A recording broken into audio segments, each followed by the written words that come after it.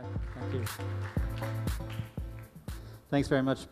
Patrick wanted me to come and speak a little bit about how the venture landscape looks and trying to relate that back a little bit to Silicon Valley. I think that's a little bit harder of a task, but I can certainly give you an update on the state of the ecosystem. A little bit about us. We're probably the most diversified venture platform in Southeast Asia. We have two funds as a series focused on the Series A space, Fund 1 and Fund 2. We also run a seed platform that has 3 funds within it. The seed platform, Michael Smith is actually here. He runs that. He's sitting in the back. And they focus more on IoT, artificial intelligence, blockchain, businesses probably a little bit more tech-heavy, coming out of the region, a lot of potential to go global. Whereas for Jungle, we focus mainly on India, Southeast Asia, Australia, New Zealand, e-commerce, software, marketplaces. Between Fund 1 and Fund 2, for Jungle, we've got about just over 30 companies around the region, various countries. We've had a number of exits, which has been great. When most people think about Silicon Valley, they immediately start thinking about unicorns. And it's not hard to see why. There's a ton of them out there now. I think in February, the last count was 185. The majority are in Silicon Valley, just over half. Between the US and China, it's about 75% of all unicorns are in those 2 countries. And then followed by India, UK, Germany, and South Korea. It's interesting that no other country has more than 3 unicorns, and 24 countries have 1. So it's possible to build a unicorn from anywhere in the world. I think that's the key takeaway. But certainly Silicon Valley has the highest number. The other interesting thing to note is that e-commerce marketplaces comprise the largest number of companies that have achieved $1 billion valuation. But the fastest growing areas are actually software and fintech. And it's not hard to see why everyone talks about unicorns. So this is the trajectory of companies to achieve $1 billion valuation and the time that it took. And if you saw Patrick's speech yesterday opening up, the speed and the rate at which you can create value is gaining faster and faster. So if you think about the companies and how long it took them to achieve, I don't know if you remember his slide on that, but if you look at some of these companies like Snapchat or Magic Leap, less than 2 years to get there, while others like DocuSign have taken over 9 years. But Silicon Valley is a lot of other things too. It's highly structured, it's ultra competitive. It's actually been evolving since 1939, since the early days of HP. And there's been VCs in the Valley investing in tech companies for over 40 years. So a lot of people think about Silicon Valley as coming up, with the dot-com era of the late 90s, mid-90s, but it's actually been evolving for a very long time. And so if you think about other ecosystems that are trying to evolve and get to the same scale, you have to think about a very long-term perspective here, because it's been a long road for the Valley to get to where they are. But I don't know that you necessarily want to replicate the Valley, because a lot of these things that are happening in the Valley, it's highly structured. It's very hard to break through. For anyone who's spent time in the Valley, they realize how ultra competitive it really is. But in this part of the world, could we create companies? Obviously we have. There's a number of unicorns in this part of the world. I think it's the key point is that having your valuation be $1 billion should not be an end goal. There are fantastic companies that are out there that are generating huge amounts of value creation and profits and building phenomenal businesses that are never going to achieve this valuation. That there's a very small group of companies that will ever get to this valuation and continue to hold that valuation. And so it's great to look at them and think about building the next Airbnb. But there's so many businesses out there that you could be building which are also going to be as equally rewarding. To talk a little bit about the ecosystem, this is as high level as you can get. A 15-minute talk, you can only talk about so much.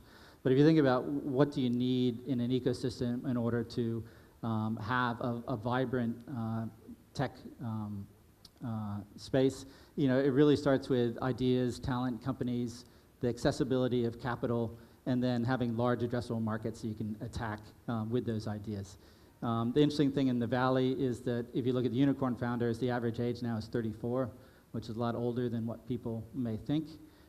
Most unicorns are focused on either regional or global audiences, and B2C companies are raising about 2.5 times the average of B2B companies, which is also interesting. And so, three very high-level buckets, each are going to have their own interdependencies that are going to be fulfilling those.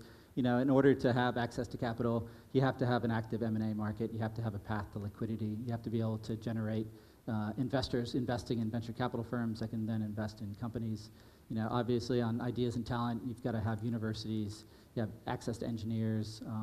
There needs to be a lot of things that happen, but these, if you think about it as a fundamental level. And so if you dig into some of those, access to capital in this part of the world has obviously gotten a lot better over the last few years. So this is not everybody. It would be too big of a slide if you put everybody on. I think one of the unique things about Southeast Asia, which continues to hold true, and actually, Axiata is a good example of this, is that there's always been an underpinning of corporate venture.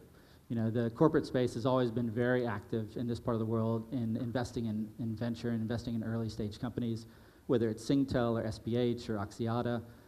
There's just been a lot of that activity, and that continues. The interesting thing that we've seen over the last 3 years is that you've seen the emergence of a lot of Series A funds like Jungle, raising between 60 and maybe 150 million in capital.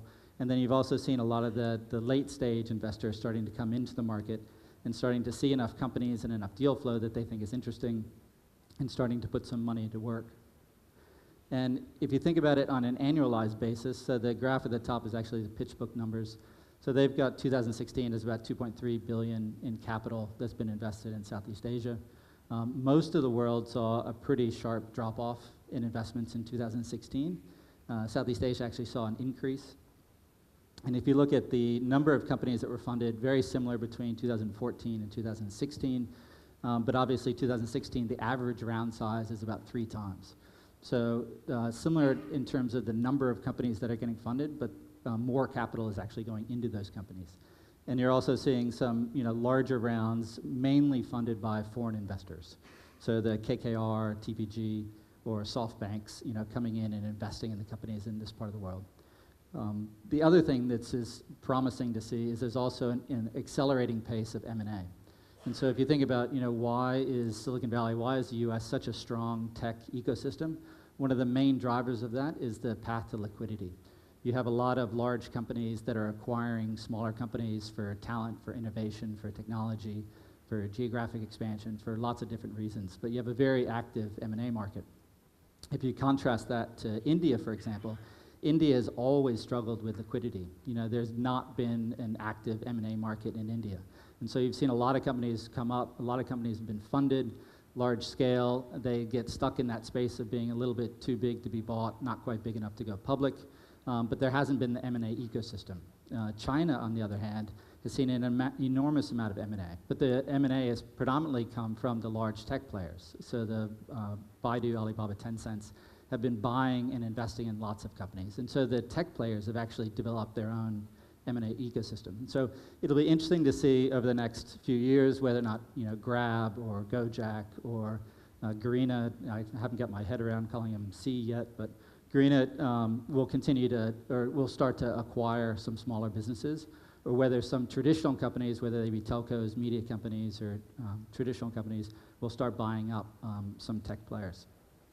But at least we're seeing an increasing amount of M&A that's happening.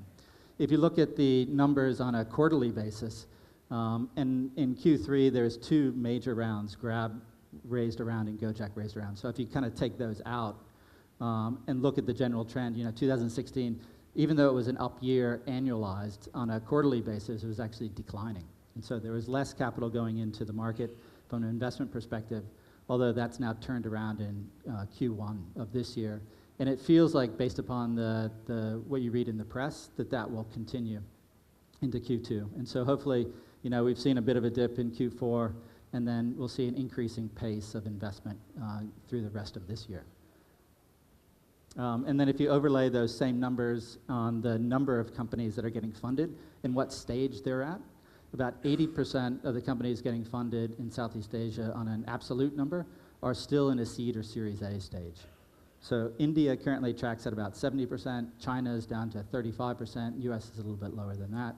And so as the ecosystem develops and as you have more companies that are getting past Series B, Series C, you see that on a number of companies basis, the absolute number, that are actually at the seed or Series A level on a proportional percentage basis goes down.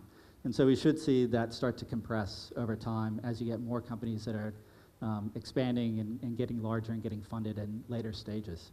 But still, it's probably one of the highest in the world in terms of the amount of money that's going into seed and Series A. And then obviously, path to liquidity also includes public markets. This got announced yesterday. I think it was mainly last night, this morning. But it looks like Garena is going to go public in the US, which is fantastic. Be the first large NASDAQ listing coming out of Southeast Asia, which I think will also help raise the awareness of this part of the world in the US. I think it'll also create a pathway for other companies, maybe iFlix or others, who would be interested in looking at a US route to listing rather than the ASX, which has been the traditional route for most companies. So kind of key takeaway number one is that the capital markets in this part of the world are much better now today than they were a few years ago. Most of the late stage capital is coming from foreign investors, where most of the regional capital is going into very early stage, seed, Series A stage. And I think that will start to change a little bit more as we go forward, as a lot of the funds that were raised in the last 2 years now start to raise subsequent funds, have more capital spend, move further up in the capital stack. The second large piece in the ecosystem, large addressable market. So from the Google Temasek report, they had the region adding just under 4 million new users every month for the next 5 years. So growing from about 250 million users in 2015 to just under 500 million in 2020. I think this is a little bit conservative. I think you're going to see a little bit more growth than this. I stole from Patrick's slide, 300 million active social media users and 80 million credit card issuances. And so if you think about, some of the large areas for growth in Southeast Asia, one of the underpenetrated areas actually is in credit card. And so consumer credit, I think, would be an area of increasing focus as consumers are either banked or unbanked, but having a hard time accessing credit, even though they may have a stable job. So that will be the one area, I think, of tremendous growth. If you look at the areas that Google and Temasek highlighted, the 3 areas that they focused on was e-commerce, and this was only first-hand goods. So they didn't look at carousel or eBay or any second-hand goods, auctions, or it was only first-hand goods, travel, and then online media, which is advertising and games. So just across those 3 segments, they were predicting about 200 million. And if you saw the panel yesterday, we were saying that this is probably conservative for just these categories. I think as a market as a whole, I think you're getting to a number that's much larger than this by 2025. And so as we think about valuations and as we think about the growth that companies can have over the near term, over the next 5 to 10 years, there's a lot more growth that's yet to come into the ecosystem. It's also a very interesting market from a consumer perspective. Consumers are spending more time online in Southeast Asia than in many mature markets. So they're averaging over 6 hours online every day. And then the internet population is actually starting to increase, so you're getting a much more meaningful size of users. They tend to skew younger, and so the average age in this part of the world is in the late 20s, early 30s. Urbanization is a main trend that's going to make make the markets much more interesting. And so one of the complaints that I think a lot of people have had about Southeast Asia is that it's not one homogeneous market. So you have users in Indonesia and Philippines and Thailand and Malaysia, and that each market has completely different language, different currency, different regulatory environments, and that's absolutely true. But one of the things that we're starting to see is that there's a lot of commonality across consumers in terms of the brands that they find aspirational, how they're spending their money, what they're actually consuming. In terms of social networks, one country may be online, one may prefer WhatsApp, but everyone tends to use it as a medium for communication. And so you'll see a lot more homogeneous attributes of consumers. So as you think about building businesses and trying to sell into different consumer bases, the markets are actually not as different as a lot of people would make out to be. And then the other thing is that the consumer spending power, so the GDP per capita, particularly in major metros, is actually quite sizable. And so if you think about, when China really started to accelerate its e-commerce growth, it was when the GDP per capita crossed $3,500. And now you see, Delhi, Manila, Bangkok is already 12,000. So you have a lot more discretionary spend for consumers. And then from a business perspective, in terms of building businesses, the access to a lot of the infrastructure is globally scalable, in place, and easy to build on top of. So takeaway number 2 is that this part of the world represents an enormous opportunity for startups and to generate billion-dollar companies just within this part of the world, not even to think about building businesses that can become global businesses like iFlix. And obviously, we're already starting to see some regional category leaders emerge, some global players start to emerge out of this part of the world. And so the last bucket on the ecosystem was ideas, talent, and companies, and really that's up to everyone in this room. There's a lot of government support that's going into driving education, driving engineering talent, making funding more accessible at a very early stage. But really it comes down to people in this room and in this region coming up with great ideas, whether it's derivative innovation, whether it's unique innovation, but coming up with companies and solving problems. There's a very unique problem set that we have in this part of the world. There's a large proportion of people that are unbanked. Payments are difficult. Logistics and infrastructure is still emerging. There's lots of problems to solve for companies. And so when we do a lot of our landscape mapping in the firm, there's a lot of areas where we just see white space, where we see, someone's built a very interesting business in the US, or they built an interesting business in China, and that model just doesn't exist here yet. And so I think there's just a lot of opportunity to go build businesses, and that leads me to the conclusion that right now is probably the most exciting time to be building a business in this part of the world. Thanks very much.